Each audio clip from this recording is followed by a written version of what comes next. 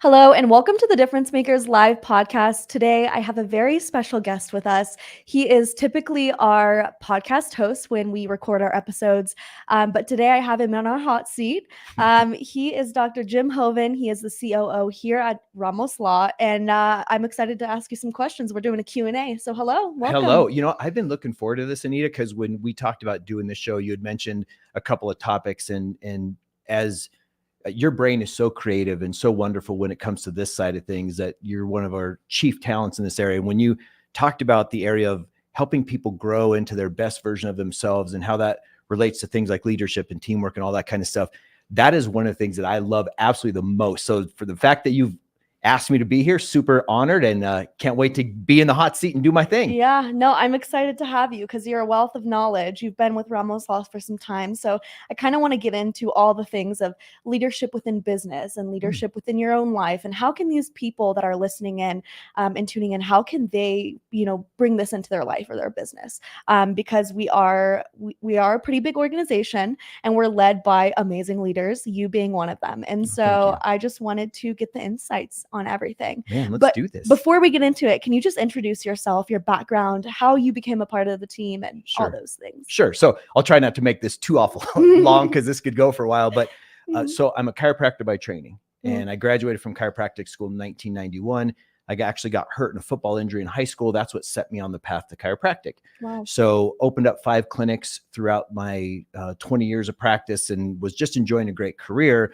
And then I got an opportunity to go into what's called chiropractic franchising, where a small startup chiropractic franchise that was started by a friend of mine, he goes, "Man, what do you do? And I could really use your skills and what you know with different parts of business and leadership and et cetera, et cetera. I'd like for you to join my team and help me grow this organization." So I left private practice back in around, 2007. I left private practice and ended up going into this franchising group called Health Source. And we had 6 clinics when I started, and reached a max of about 402 clinics over 8 years. Oh my gosh. And it was through that time where Dr. Ramos and I still maintained other things that we were doing together.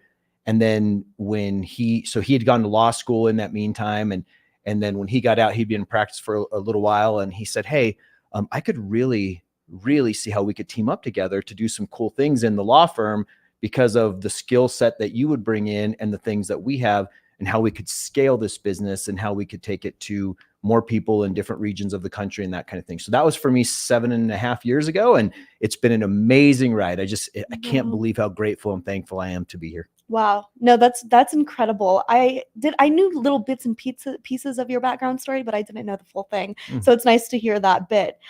So kind of moving from your experience, with chiropractic care and moving into being a COO at Ramos Law, what are some of those key characteristics that kind of helped you in this leadership position and helped you, bring the firm to success, right? Well, for me, it's so interesting that I've always felt one of the biggest things that makes this firm different is something that Dr. Ramos has in spades, which is a caring and a compassion for humans.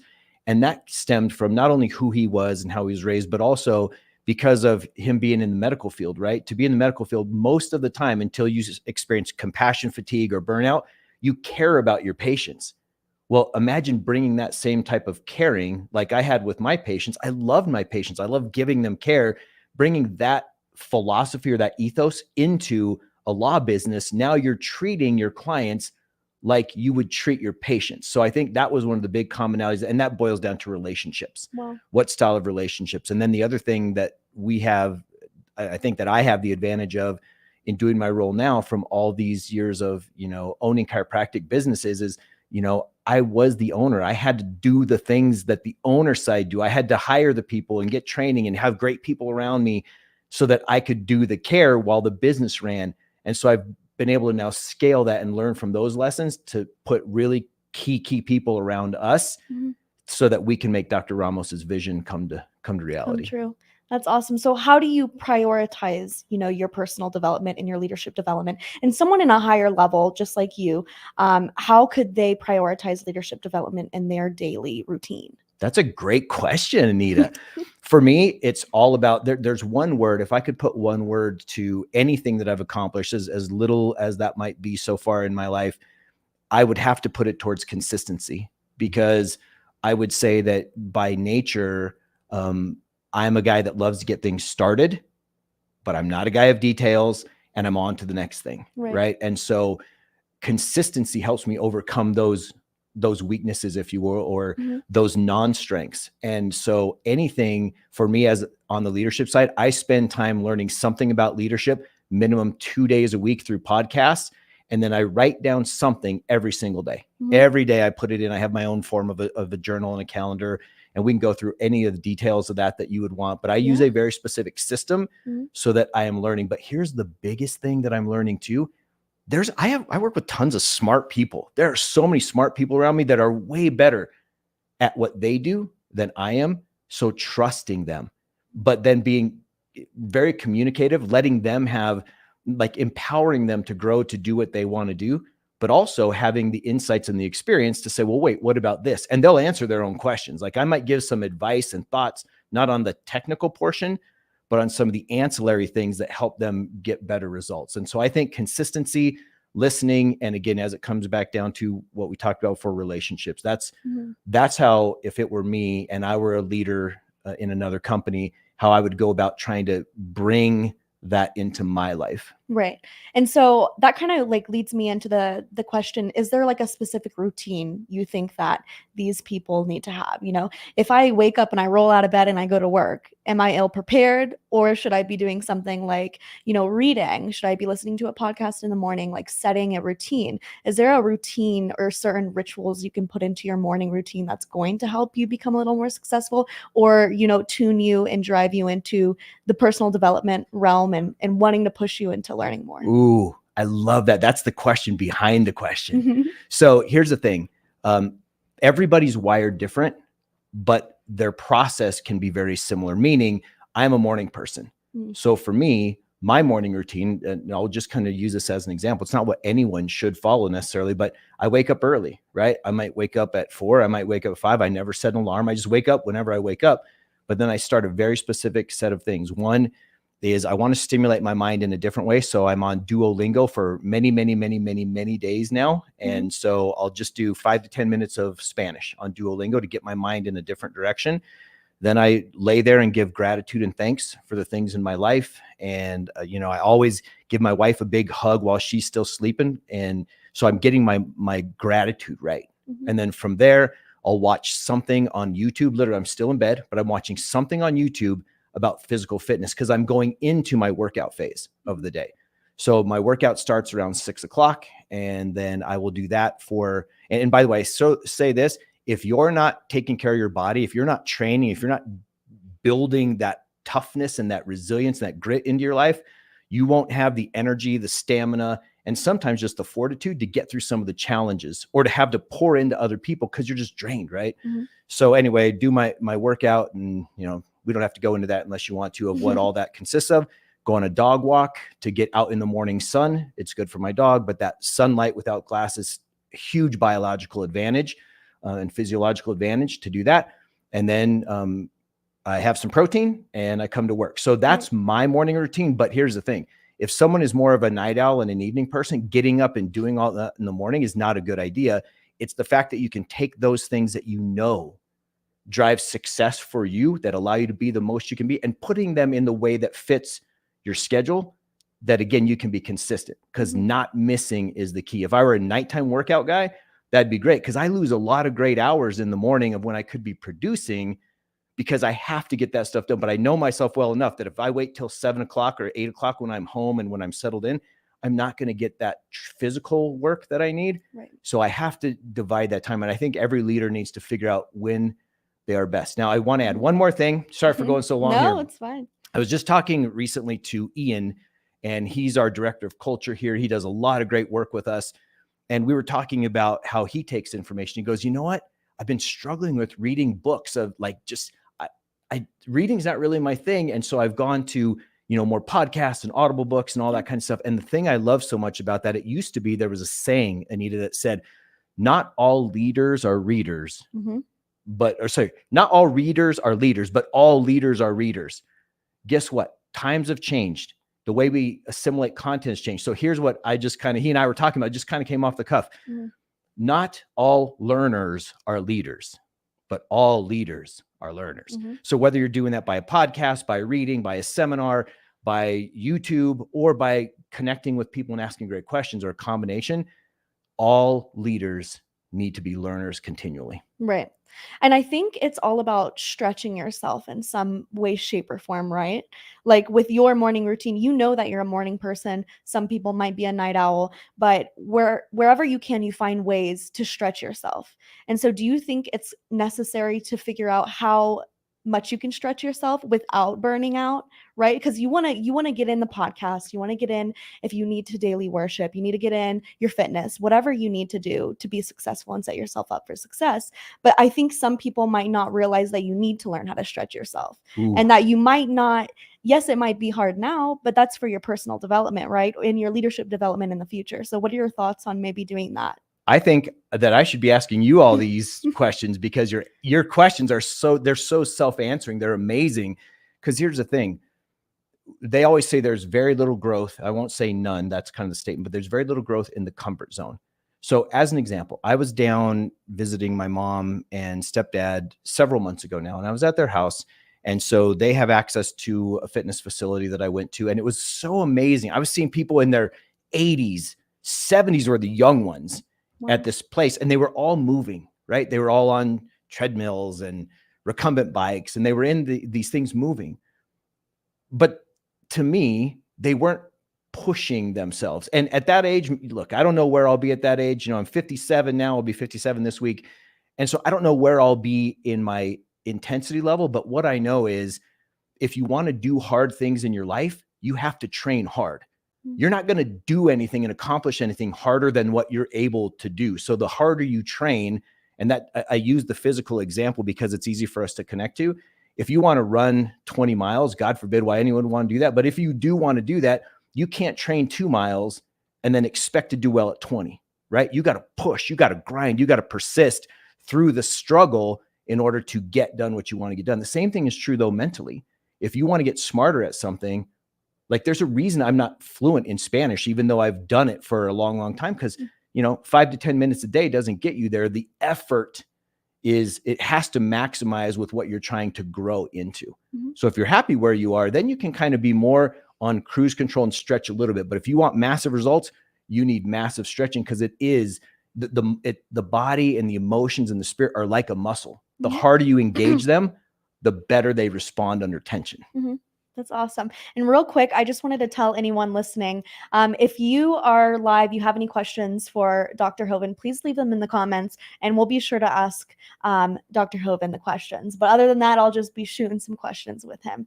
But with that being said, going from the stretching topic, I just wanted to hop on to, talking about burnout. Okay. So how do I stretch myself and know that, yes, I'm uncomfortable. Yes, I'm improving and this feels good. But where is that line between, oh, this isn't so good and this is uncomfortable and I don't like this and I start to burn out? What does someone do when they're in a leadership position or they're just growing their leadership skills? How do they recognize when they're starting to burn out and what can they do to prevent that? Ooh, wow. What'd you think of all these before? This is ridiculous. No, this is I had a whole different set of questions actually. And these are just coming off. I love that. I love that so much. So here's the thing. Burnout results from a couple of things, in my opinion. Mm-hmm. Number one, being in a place other than what we call around here, your working genius. When you're not in your working genius, when you're in your working competencies or your working frustrations, as a leader or as any kind of team member, you are far more susceptible to burnout because you don't get the max amount of fulfillment and engagement from those things. Can we just rewind real quick and explain what is the working genius so people understand? Absolutely. That is, yeah. So thank you for that. Mm-hmm. So the working genius is an assessment tool that was created by a guy named Patrick Lencioni. And he has a group called the Table Group. He's written a bunch of books that a lot of people in business leadership and growth and development are used to hearing their names, like the 5 dysfunctions of a team and a whole bunch of others. But anyway, he created this assessment that was designed to be more of a productivity tool than an actual personality assessment. So there's a difference there. So this is 80% productivity tool, 20% personality tool. And by productivity tool, what they talked about, there's 6 geniuses that they have categorized across the domain of work geniuses. Mm-hmm. And they say that everybody has 2 what we'll call God-given geniuses. You're wired for this. And they have 2 competencies and 2 frustrations. Now, most of us say, you know what? I think I want to be great at all of them. Well, we may want a lot of things, but we have these 2 God-given things that we are just really blessed with, and that when we perform them, when we stay in them, they give us the most joy and fulfillment. So to go through them really quickly, it spells widget. If anyone were interested, you can again check this out. Working Genius.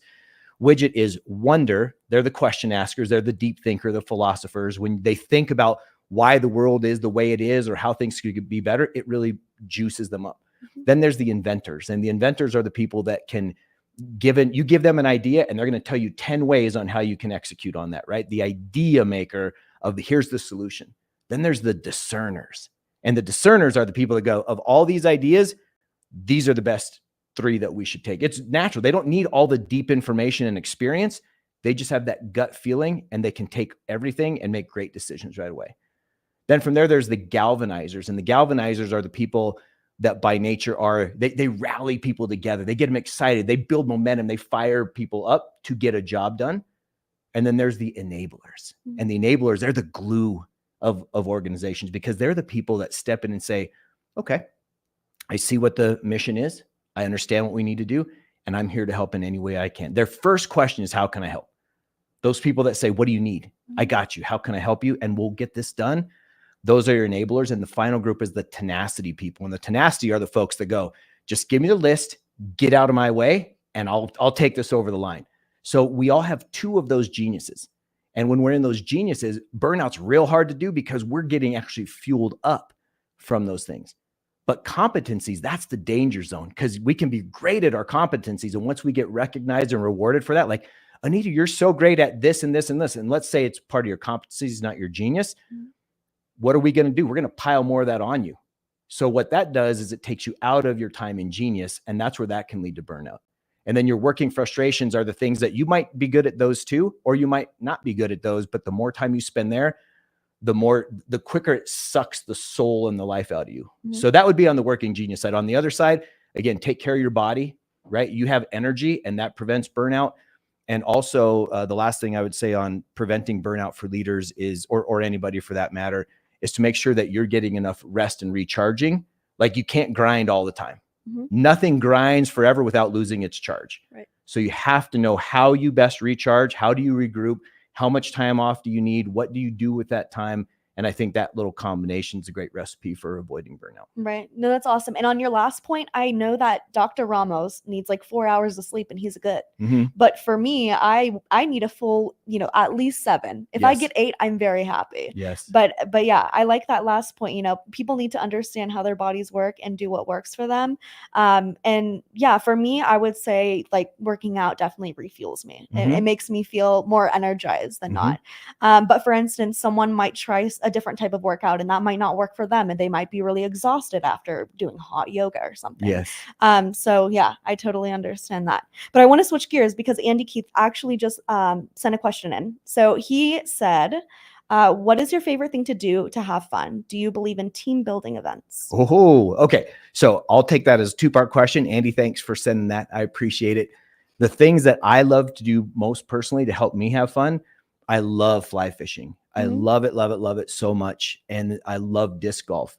In the past, things like snowboarding and mountain biking took a lot of my time, but just recently, for whatever reason, it's been predominantly fly fishing and disc golf. I love, also the thing that brings me a lot of joy is being physically active, like my workouts, and just being consistent with those and trying different things. That makes me really happy.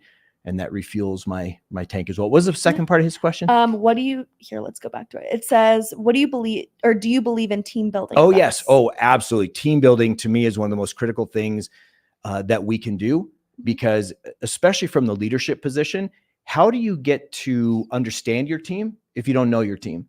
Mm-hmm. And so team building can be anything. That's the great thing about team building, right? In fact, one of the ways that we've done team building in the past is like when I had my clinics, is we would rotate around who got to choose the team building event. Oh, wow. So we would say, because if all we do is my stuff, we'd all be playing disc golf or working out or, going fly fishing. Well, if that's not your thing, you don't get the most out of that. So every month when we did our team building things, someone else would get to choose. One time we went 4-wheeling, one time we went, to a pizza party or whatever. So I think getting the team involved in building the team building event becomes critical. And I also think that really looking to go past, like, what is your purpose? The more we do things with purpose and our agenda is pure, I think the better results we get. So if we're team building for the sake of, I think team building is going to make us more money. For me, that doesn't work. As opposed to, I want to do team building because I want to reward the team for job we've done together. I want to bring us together so that we know each other better, so that now when we're under times of stress, because we've built this camaraderie, I know you got me and I got you, because we've spent time investing not only in a relationship of you and I meeting in the past, but now me, you, Gabe, Rami, Julian, we've been together so that now if we've been through enough of our team building together, now when we face the trials, hey, there's no doubt we're going to get through it, and we're going to get through it together, and we each have our role. So I'm a huge fan. That's awesome. Yeah, I do personally love all the team building that we do. I loved when we did the Working Geniuses in our department. That was awesome to learn kind of, where we stand. And so when it comes to a leader, someone in their organization, or they're just trying to do better in their life, what are some tools you can give them, or some tips you can give leaders to enhance their team building, to enhance their operations right within their corporation? What are some tips you can give them? So here would be a few just off the top of my head. Number one, the tips that I would give the leaders is spend time, like we just talked about, getting to know your team, getting to know not only what their goals and dreams are, but maybe more importantly, what keeps them up at night. If someone, for example, let's say they have a sick child, and that child that they're coming to work, they don't share that's their home business. And if business is just business and you miss that, and you wonder why you're not getting the best from that team, why do they seem to be struggling and not focused and not dialed in? What's that all about? If you knew as their leader, oh yeah, your child is going through this horrible thing. No, we want to support you. How can we support you? In fact, go be with them doing this and take them to a doctor's appointment or whatever. That right there is going to go so far into making that connection, right?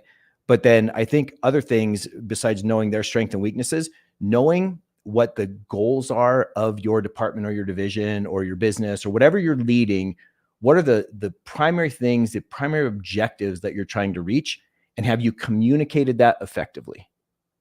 Because nothing causes more confusion than a mission where the people don't know what the outcome should be. We're marching to where? For what? Right? So communicating that vision, that operation, mission, whatever it is that you communicate, let people know what they're doing and why they're doing it. And then also make sure they have the resources. Because if they don't have the resources to do whatever they're going to do, they're not going to be successful. Or if they are, they're succeeding with one hand tied behind their back, and that's going to create burnout, or it's going to create some sort of resistance where they're going to be like, this kind of sucks because I need two hands and they're only giving me one. So those would be those things. And then on top of that, reward all along the way. Notice people doing things great, right? Be really free with compliments, be really free. And I'm not saying unjustified, like don't give praise where praise isn't due, but when you see something great, say it. Because so many times, what do we hear? We just hear about the complaints when someone's not doing good work, or when we don't hit a KPI or something like that. So really noticing when people are doing good stuff, make mention of that. And that way too, if you do that, imagine then when something goes south with that same person and you have to have that tough conversation now, because they know that you care for them and they know that you believe in them and they know you want what's best for them. Now, when you have to have a tough conversation, they know that it's coming from that same perspective. So those would be some things I'd throw out there. Yeah, you're giving us some amazing tips here, because you can have all the tips in the world, right? And unfortunately, there are a lot of toxic workplaces out there, and you see it all over social media. People, they hate their job for this reason. They hate their boss for this reason. They're unhappy, but they stay because financially they need to. And there's no other places out there that really implement good workplace strategies or have good leaders that can kind of take the business to a better place, right? You can be profitable, right? But are your employees happy? And so you're giving some amazing tips here. But I want to touch on, things that change, right?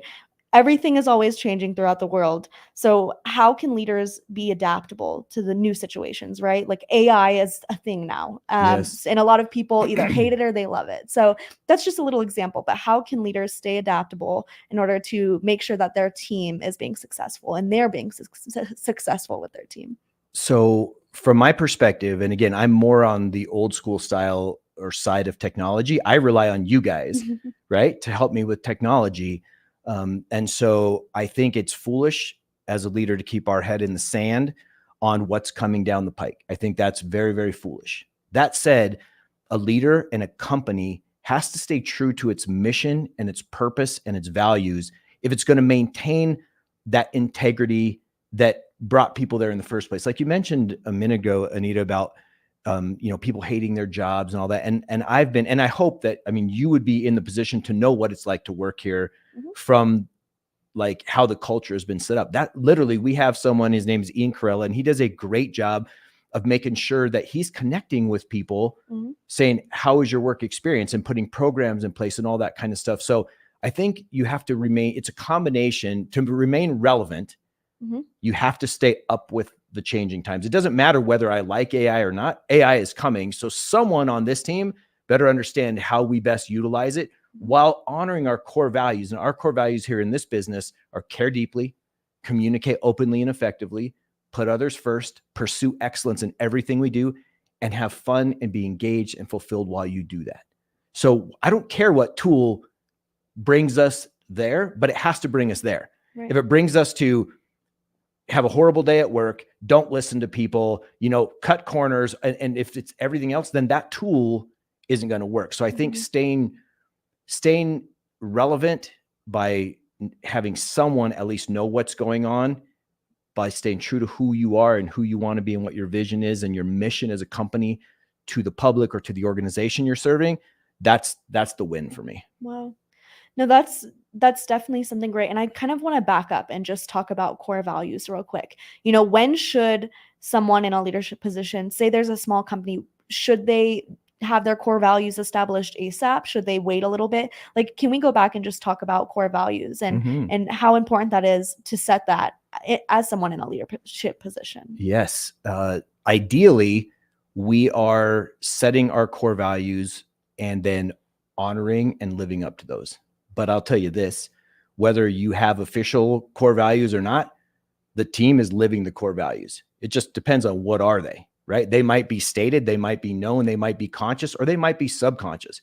But if you have, for example, there's plenty of companies out there, their whole job is to scam people, right? They're officially companies. They have DBAs, they have bank accounts, and their whole job is to try to get your money by doing some nonsense call and saying, hey, I'm stuck overseas and I need help, right? There's 1,000 of these things.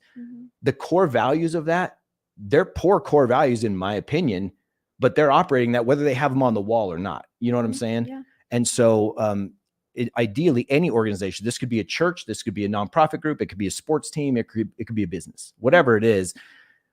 Ideally, leadership is going to say, here's what we're going to do, here's why we're going to do it, and here's who we're going to do it with. And maybe who's here we're going to do it for, whatever. Right. So you can throw those in. Yeah. When you're clear in answering those questions, then that is the benchmark. That's what you stay true to. Now, interestingly enough, here, we got our core values established formally when I got here. So again, it's been going on 8 years ago now. When I got here, there were about 33 to 35 of us. I don't remember. So it was certainly a smaller company.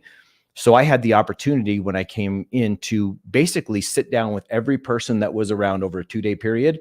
And I just asked them, we have this tagline in our business. Our tagline is what makes us different, makes us better. Right. And I knew that, but I didn't know any of the people in the business. Actually, I knew 3 people in the business when I came here, and everybody else I did not know. And so I wanted to hear from them, because we know that when you're a medical doctor and attorney, what makes you different makes you better, right? We get that. And that's what the TV commercials, everything instilled that was the theme. But I wanted to know, is that what all the team thought? So I just asked. And what came back was those 5 core values from over 30 people of me asking, besides doctor, lawyer, what makes us different, makes us better. And the same things kept coming up again and again. So in our company, we got super lucky because the people that he had hired up to that point all shared they saw his vision. They saw his leadership. They saw his passion for doing it the right way to care for people. And so they just cared for people. And when I asked them what made us different, those were the 5 things that came up. So we did it uniquely, but I'd recommend you be as intentional as you can as a company, a group, or a business. Right. No, that's awesome. And as we kind of, as we're about to head out here, I just want to ask one great question. What kind of skills do you need to be a leader? And for anyone listening in, what's the key, tip you can give to them? What's the skill you can have to be a good leader? So again, my perspective, first of all, the biggest skill that you should, or the biggest concept to understand, is that everybody can be a leader. There's no personality style that is only for leaders.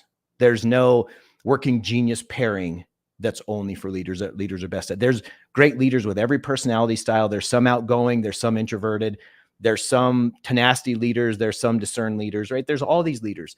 But at the end of the day, the biggest thing that you have to do is you have to care about the process that you're into, whatever your process is. You have to care for that vision. You have to care for the process, and you have to be willing to put yourself out there.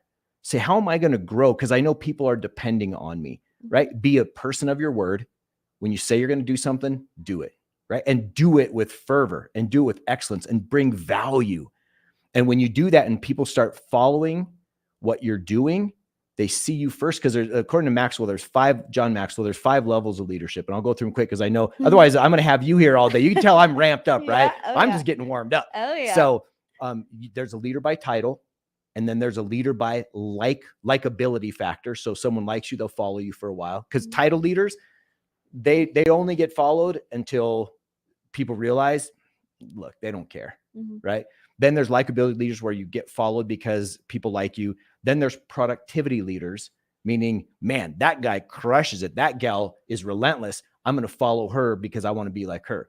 Then there's leaders that develop other leaders. That's a level 4 leader.